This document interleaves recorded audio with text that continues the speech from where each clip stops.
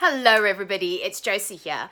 I'm going to be doing another author spotlight today. So the author that I'm going to be talking about is, without a doubt, one of my all-time favorite authors now. I adore their work. I adore everything they've written. It's kind of all 5 out of 5 stars for me. I love it. And the author I'm talking about is Amy Rose Capetta. Side note, Amy Rose also writes with their partner, Corey McCarthy. So one of these books is co-written by Corey McCarthy. So by default, also now my favorite author. I'm going to be talking about these books in chronological order. So in the order that they were written up until the newest one that I have. And there is also a new release coming soon, actually 2 new releases coming soon, which I'm really excited about. So let me start with Amy Rose Capetta's first book, and it's this one over here. It's Entangled. Now, these covers for these first 2 books are wonderfully, beautifully shiny. I adore them.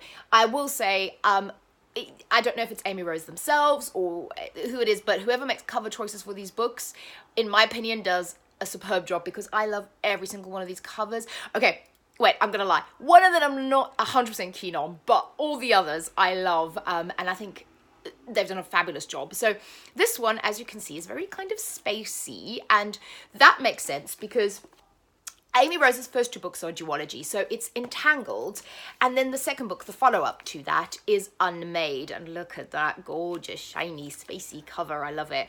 And you can see that these 2 books together, even though this is a hardback and then this is a softback, they match beautifully together. So, you know, brownie points for me for that. So this series, what the series is about is you've got Cade, who is these are YA. First of all, let me just say, these are YA. They are a sci-fi fantasy books. They're set, as the covers might suggest, in space, kind of in a future, out in the future, where Earth has essentially imploded. There are very few kind of humans left of the human species, and those that are getting space sick. So what's happening to them is they kind of can't handle the enormity of being in space, and they sort of spend hours gazing out the window and getting very space sick, and that means that they can't really survive in space. And you have Cade. So Cade is human. And at the beginning of Entangled, you can see that there's a guitar in here, so that's really important. Music is a wonderful central theme in this duology, which is something I love, on top of the fact that it's set in space, which I've now decided I really love as well. But Cade, your main character, she performs in a club on a planet. She sings. She's always been a solo act. She's always been by herself. That's how she likes to live her life. And then something happens. And she finds out that she is entangled. So she's entangled with Zan, this boy. And she finds out that when she was a baby, there was some sort of experimentation that happened. And her and this boy are what they call entangled. And she can kind of hear his voice. And she goes off. This book is mainly about her going off and wanting to find Zan. And even though she's always been solo, she hooks up with the crew on a ship. And what I love about these books is that, as with, I would say, all of Amy Rose Capetta's books, is that you have some romance, particularly in the second book. But in the first one, it is about friendship. It is about finding that kind of found family, that found group of people that will love you for who you are, that you will fight for, that will fight for you. And I think that is a theme that really runs through all of their books. It's very relevant here because you do have kind of again, like, what I love about this is very Firefly. It very much reminds me of the Wayfarers series by Becky Chambers, which I adore. This is kind of the young adult version. But again, you have those real kind of found family themes in it, and kind of band of misfit ragtags kind of coming together and fighting for something. What I love about this as well is the ship. So the ship in this book is essentially alive. And it reminds me a lot of, if you've read The Long Way to a Small and Angry Planet, you have Loveless, who is the artificial intelligence. She's basically the computer, but she's kind of like, there's that storyline about her being real and being alive, and this ship is actually alive, and this ship kind of has emotions and feelings, and I love that. So I love those elements. That's what reminds me so much of the Wayfarers series, because you've got these gorgeous elements included, and it's very much about the characters. Yeah, there is absolutely a storyline and there's some action going on as well, but you are following the lives of these people and the emotions and the entanglements. And then the second one, I would say there's more action in this one as the story continues. I'm obviously not going to say too much about this one because then I'm going to ruin it. But there's also romance in this one. And again, me being first of all, I'll say all Amy Rose Capetta's books have queer elements, which I adore, and that is own voices as well. And I believe both Corey McCarthy and Amy Rose Capetta identify as non-binary. And so in this book, you do have a lovely female-female romance, which is beautiful and unfolds. The main character, Cade, is essentially in a female-male romance. However, the male is also otherworldly. He's not human. And what I love about this is in the very first book, they talk about that on the page very much. So there's a discussion about, who do you fancy, boys or girls, kind of thing. And you also have another sort of alien character who I guess is kind of a non-binary in a way. And I love that. So all of Amy's books kind of contain those elements, and the series didn't disappoint. Like I said, I adore this. I gave both books 5 stars. I really loved it. They were really quick to read because they were fun, and they were they were great stories. There was also some really sad kind of elements, especially in Unmade. This went a lot deeper, I think. So while you can tell that this is the first book, I would never say that it's like you pick it up and you go, oh, it's debut author. It was still amazing. It was fabulous and I loved it. But the series together, the 2 books together, are so much fun, so good. And if you, like I said, if you like The Wafers, I think you'll definitely like this. If you like Firefly, that kind of thing, you will like this. So I would recommend that. Then moving on, so Amy Rose kind of took a different slant after those 2 books. So then we move on to this one. And this is Echo After Echo. And again, I loved this book. So Echo After Echo, I suppose you could also call it young adult or more new adult in a way. So the character is, I think she's 18, and she goes off, she wants to be an actress, and she goes off to the theatre, and she has an audition, and she gets this part in the play is called Echo. I think the play is called Echo, right? Hang on, I've really got to... sorry, Echo and Arniston is the play. Echo and Arniston, I keep getting that wrong. So, hence the title, Echo After Echo. So Echo and Arniston is and her character she plays is Echo, the title character. And it's essentially kind of a tragic love story, a bit sort of Romeo and Juliet-ish. She goes off, Zara goes off to New York to be in this play, and she's quite surprised when she's cast because she does describe herself as not the stereotypical actress. What I like about this is that you have the representation of someone who isn't super skinny as well. She kind of berates herself a little bit in the beginning about that because she's like, well, I'm not really the classic, actressy image. But I like that she's very real, she's very human, and she's actually quite surprised when she's cast as a lead. This is her first, obviously, big break, being on stage in New York, in the West End. And she goes off to New York, and so something happens in the theatre. First of all, the director is not a very nice person. And I will say, again, some sort of trigger warnings here, I would say, with coercion, just psychological abuse.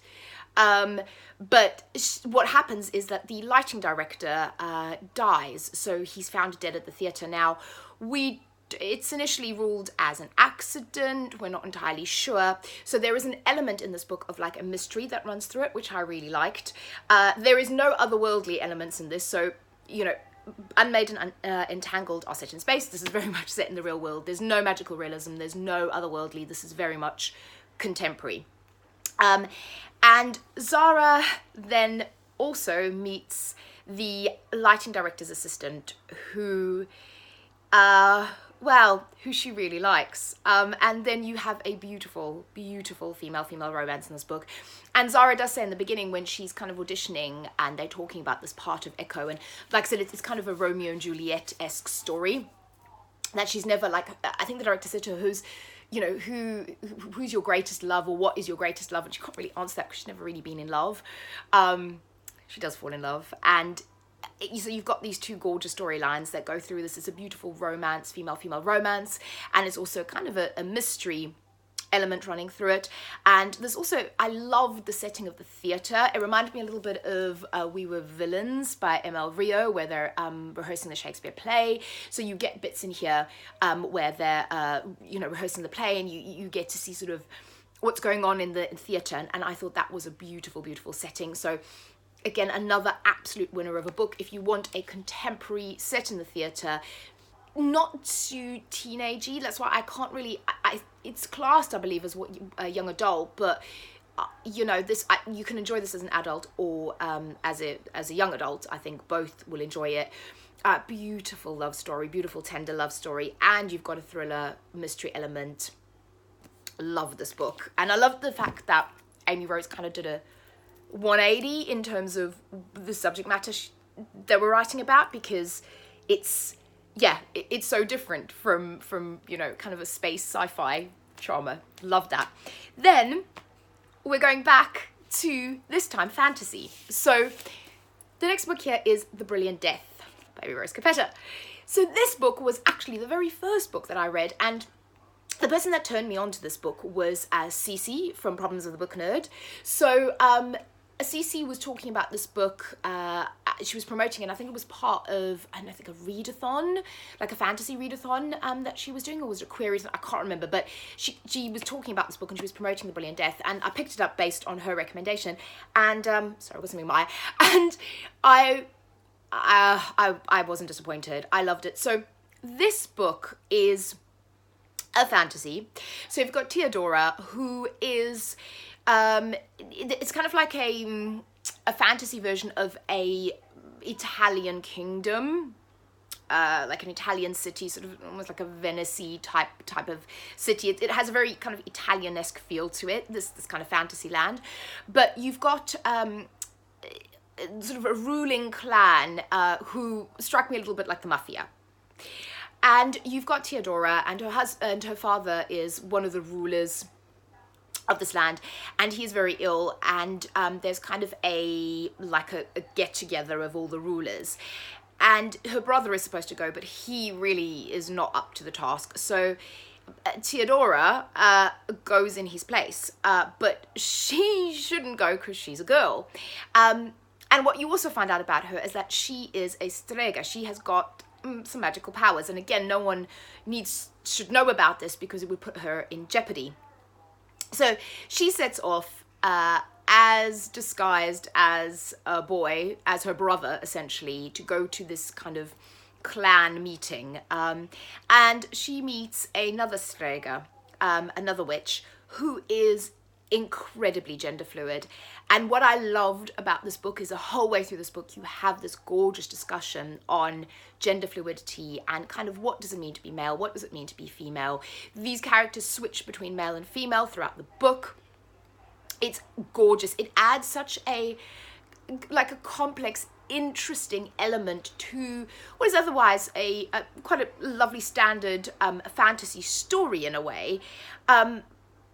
But it just elevates it to that kind of 5-star level for me in terms of this, first of all, this romance between the two of them is stunning. And then this kind of constant play with the gender, going from male to female to, you know, does it really matter? Do we care? You know, I love the magical, I love anything witchy. So I love the sort of strega, magical, witchy elements in the, so strega means witch in Italian. I loved all that. I like kind of the intrigue of the slightly sort of mafia style fantasy elements. So again, a fantastic 5-star fantasy read for me. There is a follow-up to this book that is coming out. I thought it was going to be the end of the year, but I checked on Amazon like a couple of hours ago, and I think it's January now. So it's going to be the follow-up to The Brilliant Death, which, you know, I'm going to be getting like probably the first day it comes out. So I'm definitely going to be continuing to read this, and I want to know what happens to Theodora, and I want to know kind of how this story continues, because it is excellent. So then we change a bit of gear to space again. which is great. So this book here, Once and Future. So this one's actually co-written with Corey McCarthy, who is Amy Rose Capetta's partner. And they have written this bonkers, wonderful, I loved it, may not be for everyone. I think this book is probably the most Marmite out of all of them. And this is Once and Future. And it is a sci-fi, gender-bent, dystopian retelling of the King Arthur myth. It's fabulous. So when I read that synopsis, I was like, I have to read this book. That sounds amazing. If you're me, it is amazing. I loved it. I have heard mixed reviews on this one. Some people just didn't really gel with it, but I loved it. So let me try and summarize this. So you've got the idea. This is kind of set. It's a dystopian, so it's set in the future. Again, where Earth has pretty much been destroyed. People are living in space. You have all these different colonies and things in space, and you have the fact that King Arthur keeps coming back. There's this idea that King Arthur keeps coming back throughout the ages and sort of reappears for whatever reason to save the kingdom. And Merlin also reappears. But Merlin's sort of aging backwards. So in this book, Merlin is also a teenager. In this book, Merlin is gay. In this book, King Arthur is a girl. In this book, King Arthur is a girl who's gay. Like I said, this book is set in space. What you also have in this book is loads of romance. Again, I would say this is YA, but not really that young YA. Certainly the older scale, I think as an adult, I totally enjoyed it. You've got the female King Arthur has a gorgeous storyline with a queen. You've got these kind of fantasy space adventure elements that kind of hark back to Entangled. I hadn't read those books when I read this one, and now I'm like, oh yeah, that kind of ties in. Amy Rose is obviously going back to one of the first things that they were interested in and they loved writing about space, and they do it really well. And I think this kind of is bigger and bolder. And I know, like I said, I think this is a very Marmite book. Either you're going to really like it, really love it, or you're just probably going to hate it and think it's terrible. I adored it. When I was talking about the covers, I love all of the covers. This one, I think the hands are a bit odd. I mean, proportion, I get what they're going with this, and there are elements of it that I like, but it's not my favourite cover. And saying that, I've just seen the cover for the next book, which again, I cannot wait. I think it comes out in around May, sort of mid-2020. There's a continuation, it had to be, of this book, and it kind of has the same cover, which is fine, because at least they'll match on my bookshelf, but not my favourite. All the others I love. But this is just, it's bonkers, it's wonderful, it's weird. I definitely have to give this a reread, definitely have to give it a reread before I read the other book, because I think there's elements that you can probably pick up more of in the reread. But, you know, it's queer here, there, and everywhere. You know, gender and who you love in this kind of setting, it doesn't really matter. No one's really bothered about it. Actually, you know, it's just not something that they're that bothered about, but which is great. But there are just loads of queer characters in here, and lovely loads of queer romance as well. So if you're looking for kind of that element along with your sci-fi fantasy, this is the one. Also wonderfully feminist, because King Arthur is a woman. And then the last one, so this is the newest one to date. Obviously, the other two are going to be coming out next year, and that is The Lost Coast. Again, this is going to be my favourite books of the year. All you had to tell me was queer witches, and I was there for it. So this book, again, changing speed, Amy Rose. What I love about this is that this is going back to a bit of, I suppose, an idea of almost magical realism, or it is fantasy. No, it's not magical. It is fantasy. So you've got a group of girls who are, so these are teenage girls who are witches.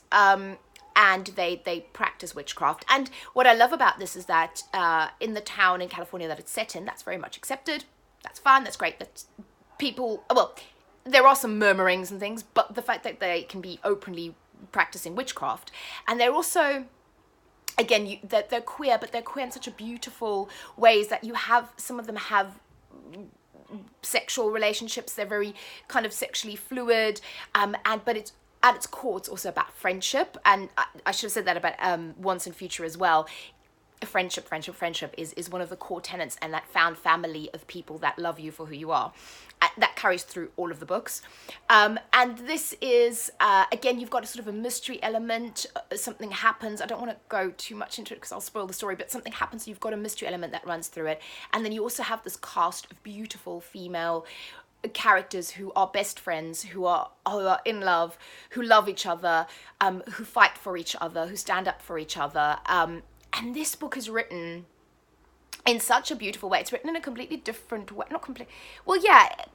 I don't know if I can say complete, but yeah, kind of. It's written in a way that I hadn't really seen that much before. So it's almost like verse-like. The chapters are very short. They're from different perspectives. So Dani is one of the main characters. That's from her perspective. Then you'll get another chapter where it'll be from... I picked up another Dani chapter. Lovely. You'll get another chapter that's from two characters' perspectives, so Imogen and Rush. You'll get chapters that are from the trees' perspective, the redwood trees, which are really important in the story. The Greys are what this group of girls witches calls themselves collectively, so you have that collective voice. You have the Bones, which is kind of important, and you have so each one of these chapters is very lyrically written. This book, like, the word that I could only use for this book is lyrical. It's almost a poetic style of writing. I think it's stunning. Again, I don't know if it'll resonate with everyone. It certainly resonated with me. I adored it. It kind of got me. And this is a book that I'm going to reread probably a number of times. I'm planning it as part of my October reread season for kind of Halloween, because it is witches. But it is beautiful. And again, female romance. Gorgeous queer characters, lovely, beautiful California setting, the trees, the redwood trees, they're kind of, yeah, they're very special to the story, and just this beautiful poetic lyrical writing, gorgeous, love it. So those are all of the books that I know of that Amy Rose has written. I adore every single one of them for some reoccurring themes and some, you know, they each have their own special thing about them. I cannot wait for the next two books to come out in the Once and Future and Brilliant Death series. And anything else that Amy Rose writes, I will definitely be picking up. So thank you for listening to me. I hope you found something that you enjoy. Maybe try one of the books if you haven't read them yet. Let me know if you have read them, what you think of their work, and if you think there's anything that you would like to recommend that's similar. Let me know, and I will speak to you all again very soon. Bye-bye.